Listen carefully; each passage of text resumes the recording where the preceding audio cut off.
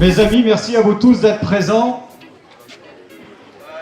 Toutes les présences ici me touchent profondément, ainsi que le conseil municipal, parce que vous le savez, et on y a pris l'habitude, pour certains d'entre nous, ça va être la 23e fois.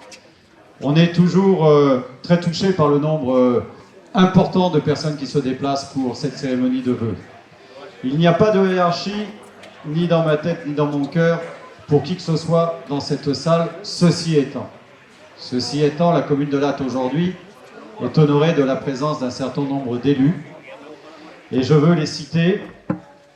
Le premier d'entre eux n'est autre que mon ami Kléber Mesquida, le président du département de l'Hérault, qui depuis 2 mois s'est transformé en Père Noël avec une barbe magnifique. Et je vous demande d'applaudir Kléber Mesquida.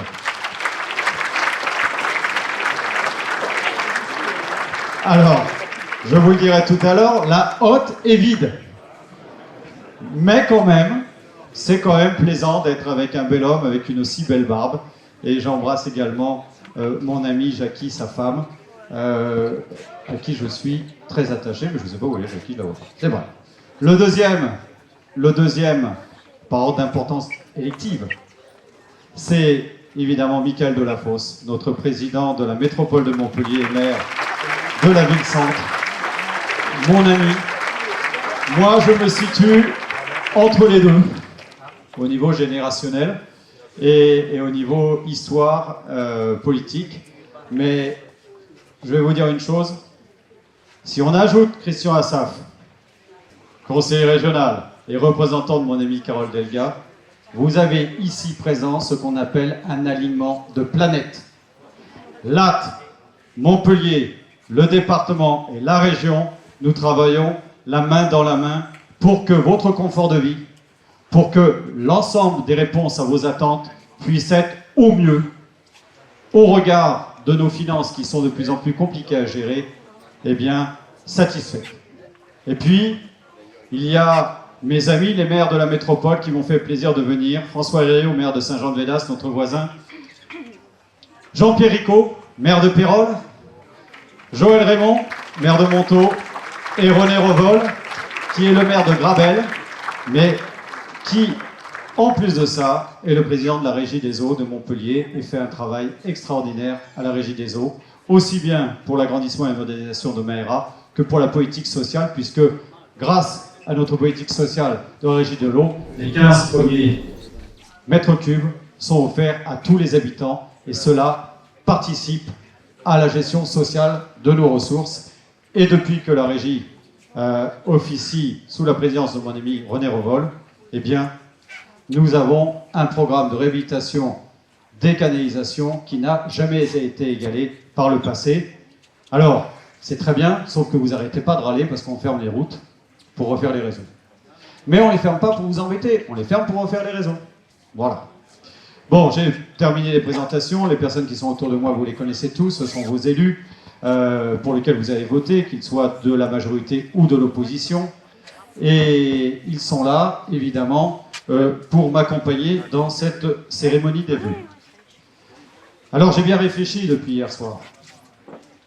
Je me suis dit, imagine, tu vas avoir en face de toi des centaines de personnes qui sont déçues de ne pas avoir été invitées hier à Washington pour l'intronisation de Donald Trump. Mais quelque part, j'aurais tendance à vous dire que vous devriez en être ravis. Parce que vous avez une marge de progression encore. Pour l'instant, vous êtes invités qu'à mes vœux et à ceux du conseil municipal. Mais si, pour ceux qui se sont embarqués sur cette voie-là, vous devenez encore un peu plus facho et réactionnaire et délirant, vous serez invités un jour à l'intronisation de Trump. Et puis, même ceux qui gagnent beaucoup d'argent, si vous en gagnez encore beaucoup plus, eh bien vous serez également invités. Donc vous voyez, vous avez encore du chemin à faire. Évidemment, je traite ça par l'humour, et ça m'inquiète. Ça m'inquiète. Mais comme tout à chacun, ce monde qui est en train de partir sur des chemins qu'on ne souhaitait plus revoir, nous inquiète tous, en particulier face à une Europe qui n'arrive pas à s'entendre et qui n'arrive pas à faire front uni par rapport à ces empires qui sont en train de repartir. Et il n'y a pas que les États-Unis. Il y a évidemment la Chine, il y a évidemment la Russie. L'année dernière, pour ceux qui étaient là, quand je suis descendu de l'estrade, la quasi-totalité, vous m'avez dit que tu nous as plombé à l'ambiance. Je ne sais pas si je reviens l'année prochaine. Au résultat des courses, vous êtes revenus. Peut-être pas pour mon discours, peut-être pour le buffet. Mais je vous espérais pour le discours. C'est vrai que l'année dernière, vous avez dit que 2024 allait être une année terrifiante. Terrifiante parce que on venait de vivre l'acte terroriste inqualifiable du Hamas. On avait le début de la réponse israélienne qui pour le moins ne donnait pas dans la mesure. Et puis on avait Poutine qui s'obstinait malgré toutes les revendications qu'on pouvait lui faire à attaquer l'Ukraine. Et puis on voyait que tout était en train de s'entraîner. Il n'y avait qu'une chose que je n'avais pas prévue. Une seule chose, c'était la dissolution de l'Assemblée nationale. Je pensais que la France pouvait être encore un havre de paix dans lequel on pouvait espérer qu'on ait un peu de stabilité dans ce monde qui était en train de partir dans tous les sens et dans tous les mauvais sens. Malheureusement, le président a eu cette idée-là. Je n'en ai toujours pas compris les raisons. Et le résultat de l'élection m'a époustouflé parce que je pensais que le scrutin majoritaire nous mettait à l'abri de n'avoir aucune majorité, même relative, comme on a pu connaître. Et bien, résultat de course, là, c'est carrément la cacophonie la plus totale. Je souhaite à toutes les bonnes volontés politiques nationales de s'unir pour essayer de nous remettre sur des rails d'un minimum de stabilité avant la prochaine élection présidentielle. Parce que si ce n'est pas le cas, eh bien les gens dont on vient de parler, les Trump, les présidents chinois, les présidents russes et les autres, vont se régaler. Ils vont se régaler. Et ils vont se régaler sur des vertus qui ne sont pas les nôtres. Quand je vois, revenons hier, ou cette nuit, à l'investiture de Trump, et que je vois qu'au premier rang, il y a les plus grandes fortunes de la tech, qu'au deuxième rang, il y a sa famille, et qu'il fallait bien les inviter, il met les politiques au troisième rang. C'est toute l'image qui est la sienne de comment doit fonctionner une société. C'est une dictature. La dictature du fric, la dictature du gain, la dictature de l'individualisme. Face à ça, on a le Parti communiste chinois qui ne s'embarrasse d'aucune retenue humanitaire pour essayer d'inonder de leurs produits nos marchés. Et que dire de Poutine? Je crois que je vous laisse tous analyser à qui nous avons affaire. Ce sont des empires, ce sont des dictatures. Et vous savez comment ça fonctionne, les dictatures? Ça conditionne par l'enseignement les peuples. Ça conditionne par l'enseignement les peuples. Et vous savez quelle est la faiblesse des démocraties? C'est que nous sommes en retenue complète pour conditionner dans le sens positif du terme aux valeurs d'humanisme et de république et de démocratie nos propres enfants, nos propres populations. Et à force de ne pas mettre d'argent, de se retenir, d'avoir honte de nos valeurs dans l'éducation nationale, eh bien, nous avons des peuples, excusez-moi, mais vous connaissez mon franc-parler, qui s'abêtissent. Et qui, petit à petit, en Europe, qui était le bastion de la démocratie, tendent petit à petit vers les extrémismes. Et c'est pas comme ça qu'on s'en sortira.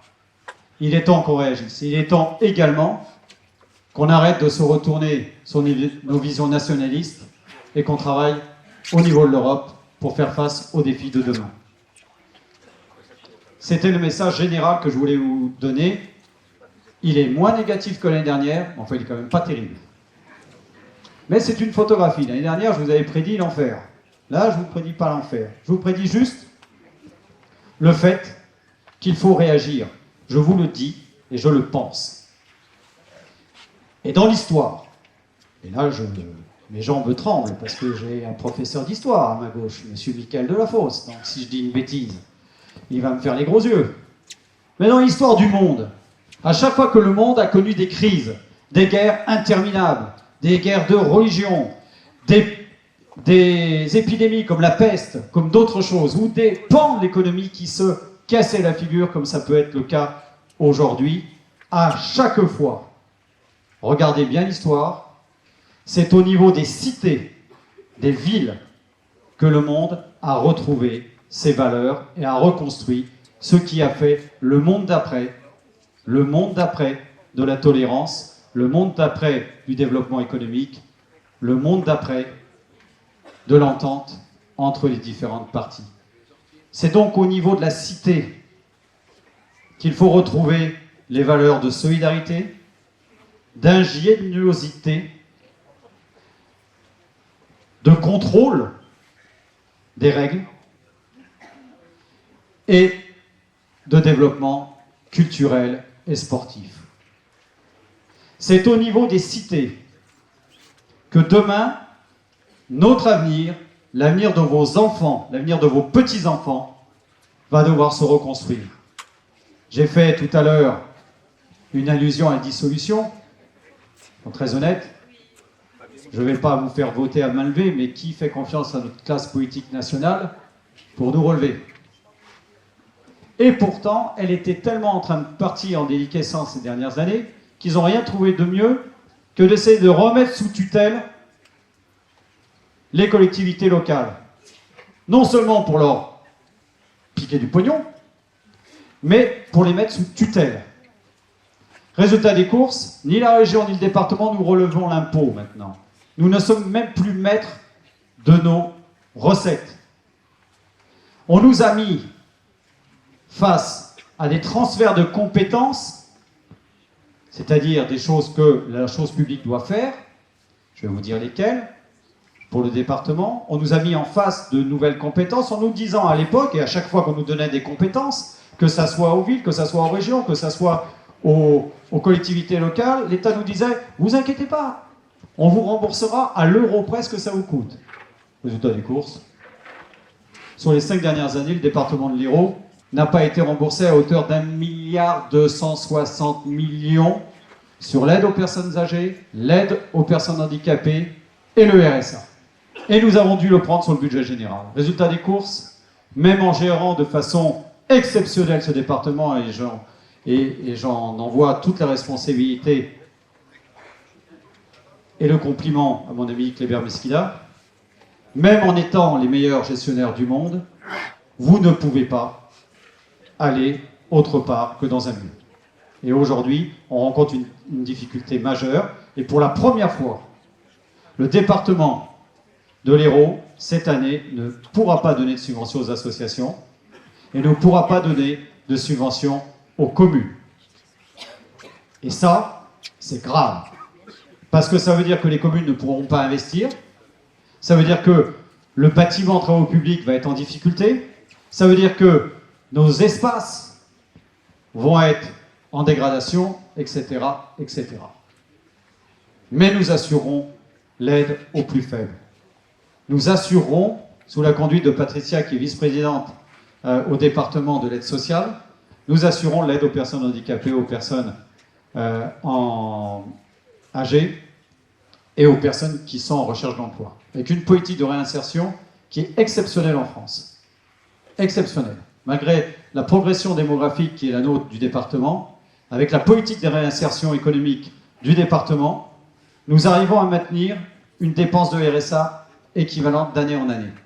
Et ça, c'est aussi un travail des services du département. Quant à la métropole, elle est un peu plus autonome et surtout, elle bénéficie d'un développement démographique et d'une attractivité qui est due à la politique qu'on a lancée depuis des années, mais qu'a très bien relayé Michael Delafosse.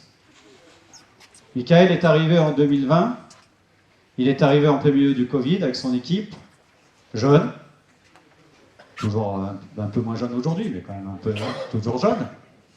Et ils ont repris une métropole qui malheureusement avait souffert de 6 années sous Sorel. Et il a dû faire, il le dit et il a raison, et je lui dis, 2 mandats en un. C'est-à-dire qu'il a fallu rattraper ce qui n'avait pas été fait par le passé et quand même partir sur de nouveaux investissements et sur de nouveaux paris. Et ces nouveaux paris, ces nouveaux investissements, ils ont été faits en particulier sur Latte, puisque sur Latte, on agrandit, on modernise Maera, et pour notre environnement, pour le Lez, pour les étangs, et pour le confort des populations qui habitent autour de Maera, c'est quand même quelque chose d'assez exceptionnel. Et puis, il y a la gratuité des transports, demander à des étudiants, demander à des personnes âgées, si le fait de prendre le tramway gratuitement, ce n'est pas un confort et un gain de pouvoir d'achat, s'il y en a un qui vous dit le contraire, c'est qu'il vous ment. Et aujourd'hui, avec les petits salaires qu'on a sur Montpellier, salaire moyen 1 700 € par personne, avec la situation de pauvreté d'un certain nombre de personnes, de nos personnes âgées qui ont des petites retraites, de nos étudiants qui sont malheureusement dans des situations de précarité terribles, eh bien, moi je trouve, personnellement, je l'ai voté, je le soutiens, que c'est un bon investissement et c'est un signe envoyé à l'extérieur de la dynamique et de la force de Montpellier. Alors évidemment, Montpellier a d'autres forces. Première place en sport de haut niveau, place culturelle ô combien importante. Je préside l'Office du tourisme et je préside Montpellier Events qui gère le Quorum et le Zénith. Nous avons des taux de remplissage de nos équipements en matière de spectacle, mais également en matière de congrès qui sont assez exceptionnels et qui font de nous une des destinations les plus attractives de France. Ça veut dire que nous recevons 6 000 habitants de plus par an. Si vous ne savez pas ce que ça veut dire 6 000 habitants de plus par an, eh bien vous multipliez ça sur 3 ans, ça fait 18 000. C'est la population de Latte. C'est-à-dire qu'en un mandat, la métropole de Montpellier prend 2 lattes dans la figure. 2 coups de latte. C'était facile. Voilà. Alors, chers amis, j'espère ne pas avoir été trop fade après les discours de Trump hier soir, la gestuelle complètement délirante d'Elon Musk. J'aurais pu vous faire une entrée fracassante. Comme ça, je ne l'ai pas fait. Donc vous vous dites, il va bien annoncer des trucs qui vont nous faire être fiers d'être Lattois. Alors je vous en annonce une ou deux. La première, nous allons conquérir Saint-Jean-de-Védas. Nous allons mettre sous notre coupe Pérol, ne serait-ce que pour aller faire les mercredis du terroir, pour ceux qui y vont. Hein? Yes. Voilà. Et on va s'en tenir là. Le maire de Palavas serait là, je lui dirais que je lui pique sa plage. Et surtout, le maire de Moulio serait venu, je voudrais récupérer son aéroport. Voilà. Parce qu'il y en a marre de voir les gens de l'étang de l'Or, qui sont mes amis, nous manger la laine sur le dos, construire des entreprises et des habitations, et toute cette circulation arrive où? À Latte. Et on en a marre. Mais comme je n'ai jamais été président de la métropole et je n'ai jamais souhaité être président de la métropole, j'ai toujours des présidents qui sont un peu mous, à mon goût, vis-à-vis des voisins.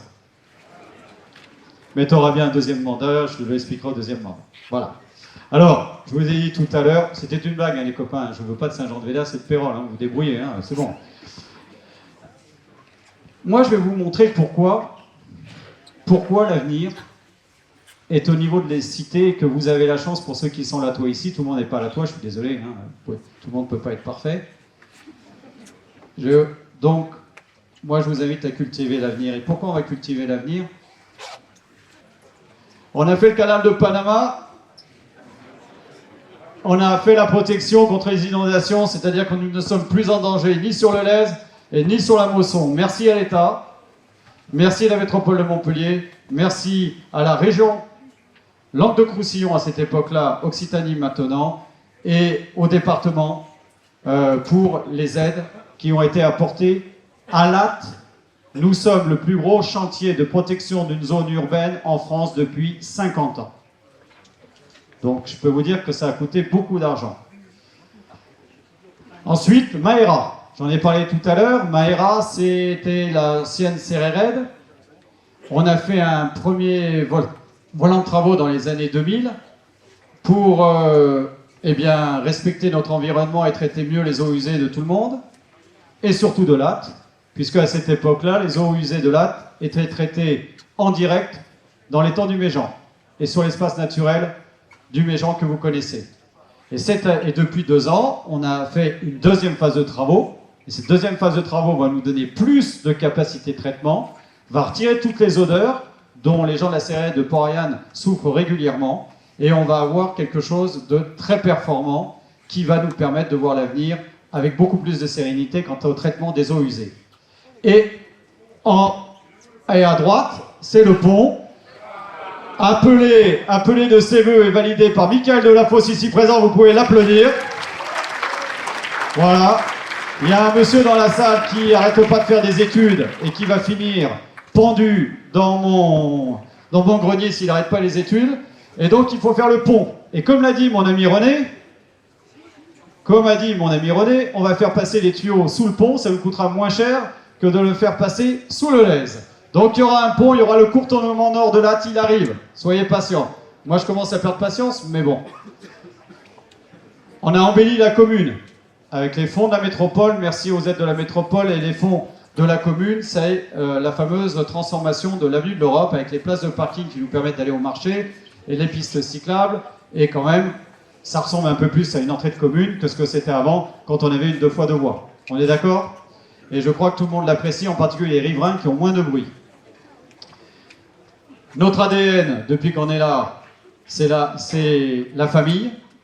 Donc les crèches et libellules et la crèche du Méjean, voici les derniers aménagements qu'on a pu y faire. Les petits y sont reçus dans des conditions merveilleuses par des équipes merveilleuses du CCAS.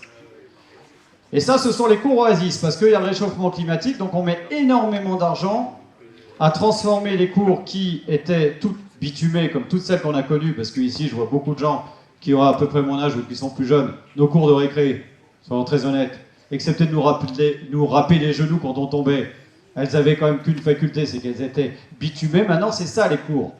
Vous vous rendez compte? Et regardez celles-là. Elles sont magnifiques. Hein, donc, on traite l'aspect hydraulique, on traite l'aspect fraîcheur, parce qu'on plante énormément d'arbres pour que les petits aient des îlots de fraîcheur. Et évidemment, quitte à faire tout ça, on le fait, on essaie de faire du beau et de l'attractif pour les enfants. J'aurais pu mettre le centre aéré, mais j'ai préféré mettre Madiba Camp. Madiba Camp, c'est en plein milieu de l'espace naturel du Méjean. Ceux qui n'ont pas d'enfants, vous ne savez pas ce que c'est. C'est un camp de toile, et c'est là où les enfants du centre aéré vont dès qu'il fait beau. Et même, ils y passent des nuits à regarder les étoiles, à faire des feux de camp, à se prendre pour des Indiens. Et c'est en plein milieu de l'espace naturel. On a fait une clairière protégée. Et on croise les doigts. Il n'y a qu'une fois qu'une bande de voyous y sont allés et nous ont tout détruit. Au mépris du plaisir des enfants, j'ai vu des enfants pleurer. Parce qu'on leur avait détruit leur paradis. Et ça, c'est un paradis qu'on peut leur offrir à Latte parce que, évidemment, on travaille énormément sur nos espaces naturels. 73% de la commune, c'est un espace naturel protégé ou agricole. Et on y apporte une attention toute particulière. En particulier, quand des gens, quelles que soient leurs origines ou quelle que soit leur communauté, se permettent d'acheter des terrains et veulent y construire des lotissements. On a mis 3 ans, mais on l'a détruit. Merci, monsieur le préfet. Merci, le directeur de la direction des finances publiques. Et merci à notre élu. Elle est là. Madame Florence Auby, avocate de formation, qui a trouvé le moyen de leur faire mettre des amendes. Et quand ils n'ont pas pu payer les amendes, l'État a saisi le terrain, on a acheté le terrain. Et de là, grâce à l'intervention de la force publique et la volonté de l'État, et merci à l'État, nous avons tout détruit. Et à la commande de tout ça, il y a mon copain Benoît Desmartins, nouveau directeur départemental de la police nationale, ses troupes, la police municipale, les services techniques, le service festivité, le service des ASVP de la commune. Et j'ai remercié l'ensemble des personnels parce qu'ils ont été extraordinaires. Ils ont démarré à 6 h, ils ont fini à 23 h. Et sans heurts, on a réussi à les évacuer et à tout détruire. Et donc, tant que je serai là, l'espace naturel, l'espace agricole de la commune sera protégé de l'urbanisation et sera protégé contre toute occupation illégale. Le QJ. Alors le QJ, c'est très simple. On est parti de la crèche, on a fait les écoles, on est allé ensuite sur le centre aéré. Le QJ, c'est le quartier jeune. C'est un nouvel engagement qu'on a au niveau de la commune de Latte. C'est un lieu ouvert pour les parents et les jeunes de 15 à 25 ans, y compris ceux qui sont ici et qui ne sont pas à la toit, pour les accompagner dans cette étape de vie entre 15 ou 25 ans, où c'est très compliqué de savoir ce qu'on va faire de sa vie.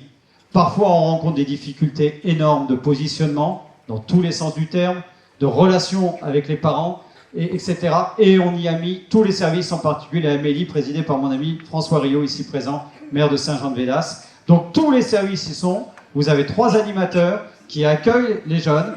Il n'y a pas d'inscription, tu viens quand tu veux, c'est très open. On peut les aider, on peut vous aider, les parents et les grands-parents, à savoir vers quelle filière vous pouvez emmener vos enfants pour qu'ils puissent se réaliser après le bac.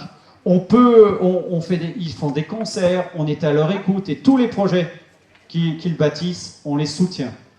Et j'essaie de les amener à partir se promener en Europe et la commune aidera les jeunes du QJ à faire des voyages en Europe pour découvrir d'autres civilisations, d'autres modes de pensée, et s'ils veulent partir ailleurs qu'en Europe, pas trop loin quand même, parce qu'on ne va pas les emmener à l'autre bout de la Terre, mais on fera tout ce qui est en notre pouvoir. Donc, si vous avez des jeunes de 15 à 25 ans et qu'ils sont perdus à tous les niveaux, qui cherchent et qui se cherchent, etc., et que vous-même vous êtes dans la désespérance parce que vous n'arrivez pas à les accompagner ou à les aider, le QJ, le quartier jeune, est là pour vous. Il est en plein centre de Boirargues et il vous attend, et il attend surtout vos jeunes. Et là, ça commence à monter petit à petit. Laurence, elle est où, Laurence? Voilà. C'est Laurence Prieux qui s'en occupe et qui a pris ça à cœur. Et Laurence, petit à petit, il y a de plus en plus de jeunes qui viennent. Et c'est ouvert. Il n'y a pas de contrainte. Tout se passe bien. Et ils nous pondent des projets les uns après les autres. Et moi, j'en suis ravi. C'est le défi de ce mandat. On a été présent dès le premier mandat pour les petits. Après, on a lancé le centre aéré tel que vous l'avez connu. On a travaillé sur le collège. On a travaillé avec le service des sports. On a travaillé avec tout le monde pour accompagner les jeunes. Et à partir de 15 ans, on n'était plus là. Donc, on a décidé de faire le QJ pour de 15 à 25 ans les accompagner dans ce monde ô combien compliqué. Et là, on va faire œuvre de pédagogie pour leur apprendre l'importance de la démocratie, du respect des êtres humains et de toutes les valeurs qui font la République française et notre plaisir et notre honneur d'être français. Le théâtre Jacques Coeur, la pièce qui va se jouer samedi n'est autre que le Cercle des poètes disparus. C'est complet, hein, ne me demandez pas, c'est pas la peine de me demander de place, on a une liste d'attente de 200 personnes. C'est la pièce qui est préférée à l'heure actuelle sur la scène parisienne. Elle vient à Latte. À Paris, vous payez 75 € la place. Là, la place était à 35 €. C'est aussi un engagement de la commune. Nous avons été très longtemps l'une des dernières villes de moins de 20 000 habitants qui n'était pas chef-lieu de département à avoir un théâtre communal. Et c'est une de nos grandes satisfactions, un de nos grands honneurs d'avoir défendu le spectacle vivant, même quand les intermittents du spectacle étaient attaqués et que le spectacle était attaqué. Sans culture, on n'avance pas. Ou alors on finit trumpiste. La culture pour tous, c'est évidemment l'école de musique, et à travers elle, et l'LC que je voulais féliciter, Pierre, mon ami Pierre. Et puis, vous voyez, il y a toutes les générations, et là, il y avait une guest star au dernier concert, qui n'est autre que Eric Pastor. Quand j'ai vu la photo, je me suis dit, je ne peux pas ne pas lui faire ce coup-là. Voilà, c'est le saxo là, à gauche. Là, vous voyez, regardez, rien que dans la position, on voit qu'il s'est entraîné. Le look avec Eric est toujours très important. Maintenant, je ne sais pas comment il joue, je ne l'ai jamais entendu. Hein, donc, je lui ai demandé si vous voulez jouer, il m'a dit non. L'année prochaine. L'espace Latara et sa médiathèque, c'est là où vous êtes. Pourquoi l'espace Latara? Vous allez me dire, l'espace Latara, on le voit tous les jours. Oui, non, mais c'est très simple. Après, vous allez voir que le pôle autonomie santé va être livré. Et donc, on va retirer le guichet famille, on va agrandir la médiathèque. Et dans la médiathèque, il n'y a pas que du prêt de lecture, il y a des activités culturelles, il y a des rencontres. Et en particulier, j'ai demandé à son nouveau directeur Christian de faire des ateliers sur les fake news. Et je sais que c'est très important, mon ami Jean-Pierre Ricot l'a dit aussi au niveau de ses vœux il y a 3-4 jours. Les fake news, il faut qu'on forme les jeunes, mais pas que les jeunes, à savoir analyser ce qu'on voit sur les réseaux sociaux. Voilà. Parce que c'est quand même important de ne pas se laisser embarquer par tous les réseaux sociaux, par tous les personnes qui s'expriment dessus. Il faut avoir l'esprit critique. C'est la base de la liberté en démocratie. Et donc on va travailler sur ça. Et puis il y aura des espaces de rencontres, des espaces de jeux, parce que vous avez vu qu'on a créé un festival de jeux ici, avec beaucoup de créateurs de jeux de société qui sont sur Montpellier, qui cherchaient à être reconnus en la matière. On est une place forte de la création de jeux de société à Montpellier. Je ne l'avais pas, on l'a fait. Et Christian est lui-même créateur de jeux. Et c'est très important. On a créé un festival qui s'appelle le JAL et qui fonctionne très très bien et qui réunit toutes les générations. Musée archéologique Henri Prade, le site de l'Atara, comment ne pas en parler, c'est quand même l'essence même de notre territoire. Et je voulais dire que sous la conduite de Michael Delafosse, la métropole de Montpellier, après avoir acquis sous Georges Frêche la ferme Gras qui est à côté, va mettre 8 millions de travaux pour agrandir le musée Henri Prade. Et je voudrais remercier l'ensemble des élus de la métropole qui ont voté ce budget, parce que ça va nous permettre d'avoir une offre archéologique à la hauteur de la réputation de notre site qui est mondialement connue. Voilà. Je m'arrête là parce que sinon... Alors, je l'ai mis, le Festival Enjoy, c'est ces deux jeunes qui sont venus nous voir et qui, avec plein de copains à eux, qui nous ont dit on veut monter un festival de musique moderne. Et on l'a fait dans le parc de Morin, avec l'accord de mon ami Marcel Acquaviva, le maire adjoint de Morin et l'ensemble des Morinois. On est parti en se disant comment ça va se passer. 4000 gamins qui viennent écouter de la musique techno et autres, parce que je ne connais pas tous les noms. Ça s'est passé merveilleusement bien. C'est une association de jeunes qui l'a organisé. On a eu 4000 personnes, il n'y a pas eu un accro. Les policiers municipaux m'ont dit, quand les jeunes partaient, ils nous remerciaient d'avoir organisé ça, ils nous remerciaient d'avoir gardé les voitures. Et ça s'est passé comme dans un rêve. L'année prochaine, on vise plus haut, parce qu'ils ont réussi à tirer une rentabilité. On réitère, parce qu'ils la réorganisent, on leur reprête le parc de Morin, et on vise à beaucoup plus de clientèle, parce que j'ai dans le creux de mon oreille, mais j'ai pas le droit de vous le dire, il y a quelques DJ que vous connaissez de taille internationale qui vont venir mixer à Morin et à Latte. Permettez-moi, quand je parle de ce festival, d'envoyer, parce que je sais qu'ils sont dans la salle, un salut amical et à mes amis qui géraient Palmarosa. J'espère qu'ils trouveront les moyens de continuer, parce que c'était un festival extraordinaire, et j'espère de tout cœur que des investisseurs vont venir les aider, parce qu'au niveau de la métropole, Palmarosa, c'était quand même exceptionnel.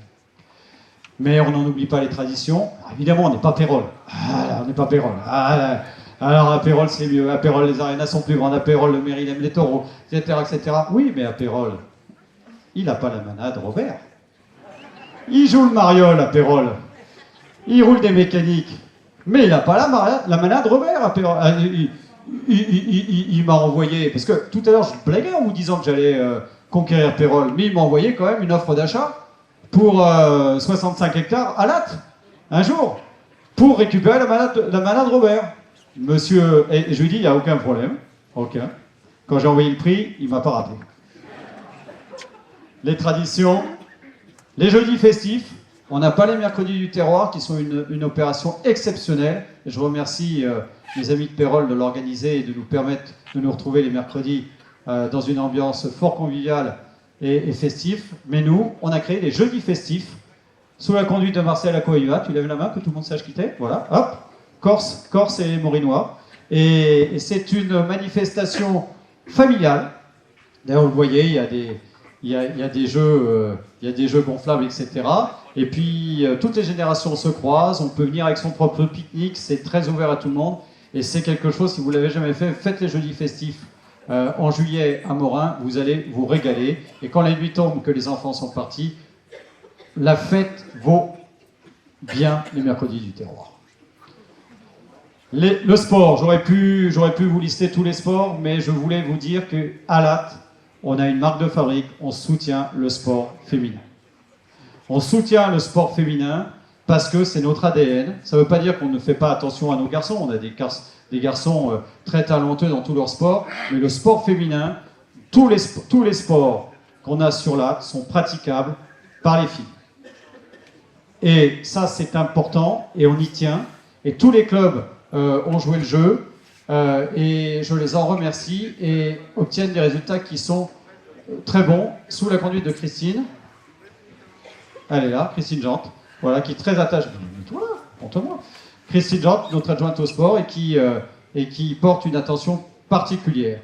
On porte tellement une attention particulière au sport féminin, mon cher Mickaël, que sous la conduite du BLMA, les Gazelles, évidemment, le centre de formation et l'académie du BLMA fait jouer dans les quartiers prioritaires de Montpellier les jeunes filles de toute confession, à tous les âges, au basket, et c'est un des engagements majeurs du BLMA, et j'y tiens, tu le sais, depuis longtemps, et je suis ravi que Altemed et ACM aient voulu soutenir cette action dans les quartiers où ils font un travail, sous la conduite de Cédric Graille, je ne sais pas s'il est là, exceptionnel, dans l'animation et la sécurité de ces quartiers, avec la brigade de sécurité de ACM, et évidemment ces actions qui poussent les gens à dépasser leurs convictions premières pour laisser les jeunes filles rester libres. C'est important que les filles soient libres et que les femmes soient protégées. C'est important. Et il faut qu'elles aient des championnes. Et ces championnes, elles sont là-bas. Ça s'appelle l'équipe du BLMA. Les filles, levez les mains parce que vous n'êtes pas assez grandes. Élodie, lève la main. Voilà. Elles sont en 8e de finale de la Coupe d'Europe. En quart déjà. Vous êtes trop fortes. J'arrive plus à vous suivre, les filles, vous allez trop vite. Et samedi, après le match, j'entamerai ma chanson préférée. Dans la jungle, terrible jungle, le lion est mort ce soir. On rencontre Lyon et on va les battre. Voilà. Donc, vive les filles du BLMA. On est désolé, le Palais des Sports n'est pas assez grand, mais avec les métropoles, l'année prochaine, on essaie de trouver des solutions pour l'agrandir. Ceci étant, j'ai voulu mettre aussi la piscine des Néréides, offerte et gérée par la métropole. L'espace naturel du Méjean, évidemment, que vous connaissez tous. Et la promesse qu'on vous avait faite, que le Palais des Sports se transforme en Palais des Rencontres. Et donc, c'est fait. Il y a une salle de 230 mètres carrés, une salle de 170 mètres carrés qui est à disposition des associations et du service des sports. Et vous avez vu les efforts de végétalisation qu'on a pu faire grâce à l'intervention de la société Sarivière qui nous suit sur tous ces chantiers et qui, aussi bien sur l'espace public que sur nos chantiers, réalise des espaces verts de très grande qualité. Entreprise latoise également. Et donc, le Palais des Rencontres se transforme petit à petit et c'est un lieu de vie fabuleux. On a retiré les voitures de l'environnement et donc tout le monde peut y aller de façon sécurisée. Le Boirargues était l'un des quartiers qui était sous-équipé jusqu'à présent. Nous allons le doter d'un palais des sports. Ce palais des sports est en construction à l'entrée de l'Urban Park. Il faisait partie du programme qu'on a fait avec GGL de l'Urban Park et il prend forme petit à petit. Ça sera un très beau palais des sports avec 2 grandes salles d'activité. Il sera livré à la fin de l'année 2025. Je ne me trompe pas, Eugénie, cette fois-ci, c'est bon? C'est cette année, à la fin de cette année? C'est ça. et donc, on viendra, on mettra le gymnase et les salles à disposition de tout le monde. Et nous avons mis un point particulier au fait qu'il est fait pour l'handisport. C'est-à-dire que toutes les équipes d'handisport, tous les pratiquants handisport pourront aller y pratiquer du sport. Pourquoi? Tout simplement parce que Latte, c'est la ville du pôle autonomie santé. Nous sommes la seule ville de France à avoir jusqu'à présent développé un service gratuit d'accompagnement des personnes rencontrant le handicap pour eux ou pour un tiers. C'est l'étape. C'est ce que vous avez depuis plus de 10 ans maintenant au centre-ville de Latte, avec une équipe remarquable dirigée par Eric Pastor et Sébastien. Et donc, le pôle autonomie santé a été choisi par l'État dans le cadre de Montpellier Capitale Santé. Et ce bâtiment qui coûte à peu près 8 millions, qui est juste au-dessus de Carrefour et qui est à l'entrée de Boirargues, sera géré par un GIP, un groupement d'intérêt public, où se retrouveront la métropole de Montpellier, le département de l'Hérault et la commune de Lattes. Et je remercie Kléber Mesquida et Michael Delafosse de venir nous rejoindre dans cette aventure. Le pôle autonomie santé, ça sera non seulement l'accueil des personnes pour vous accompagner, vous dire quels sont vos droits en matière de sécurité sociale, en matière de mutuelle, de vous expliquer comment vous pouvez aménager l'intérieur de vos maisons, de vos appartements pour rester le plus longtemps possible autonome chez vous avant d'être mis en établissement. Et c'est dans ce lieu-là également que nous allons recevoir des entreprises, des créateurs, des start-up, des inventeurs qui inventent au quotidien des aides techniques et technologiques qui vous permettent d'être le plus autonome possible. La première aide technique et technologique que vous utilisez tous, bande de feignants, au quotidien, c'est la télécommande pour allumer votre télé. Et ceux qui ont mon âge ou qui sont un peu plus âgés, je vous rappelle qu'il fallait quitter le canapé pour appuyer sur le bouton. Ben, grâce à la télécommande, on ne se lève plus. Voilà. J'en ai d'autres, des aides techniques. On en a 10 000. On est la plus grosse banque de données européenne des techniques et technologiques. Donc le pôle autonomie santé ouvrira, Eric, en avril 2025. Et on va faire de Montpellier la capitale de l'autonomie en santé. Et on va développer de l'industrie en la matière.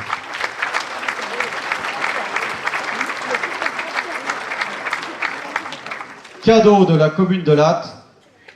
Mon copain René Revol se rappelle toujours de ces vœux où je disais cadeau surtout. Nouveau cadeau de la commune de Lattes à la métropole de Montpellier. Voilà l'une des réalisations phares du premier mandat de Michael sur Med-Vallée. Et j'en suis ravi. Je l'offre à l'ensemble de métropole, à l'ensemble des habitants du département de l'Hérault. C'est une des chances que vous avez d'être ici. Et puis tout ça se trouvera dans l'îlot des Platanes. Très beau programme, dont certains ont peur, mais qui a été décidé par mon ami Bernard Rechen, et qui va embellir l'entrée de Boirargues, et qui, en son sein, c'est le bâtiment le plus bas, en bas, va accueillir le pôle autonomie. C'est un parc, c'est un terrain qui était à 85% imperméabilisé, qui ne sera plus qu'imperméabilisé à 52%, donc en terre pleine. Donc on respecte la nature et on respecte la demande des gens de pouvoir se loger et dans du beau. Et à travers ce programme, il est prévu un cheminement piéton qui permettra aux Boirarguais, dont je suis, d'aller à la station de tram sans croiser la circulation. Et ça, quand même, pour les enfants qui vont au collège, c'est un plus, et pour toutes les personnes qui veulent venir à la centre ou prendre le tram pour aller sur Montpellier ou à la plage. Et puis, les Hauts de Lattes, mon ami François Fontès, qui est l'inventeur des Hauts de Lattes, qui est ici, grand architecte international, m'a mis à disposition ces deux visions. Les Hauts de Lattes démarrent, les promoteurs sont en train de déposer les permis de construire, et là encore, place à la nature, place à l'art de vivre, et place à la beauté, parce qu'à Lattes, on cultivera l'avenir dans la beauté. Je vous souhaite à vous tous une bonne année 2025, à vous, à vos proches, santé, réussite, et ressaisissons-nous collectivement. Croyez dans la cité, croyez dans vos voisins, croyez dans vos familles, croyez dans l'engagement public et croyez en vos élus. Merci à vous tous.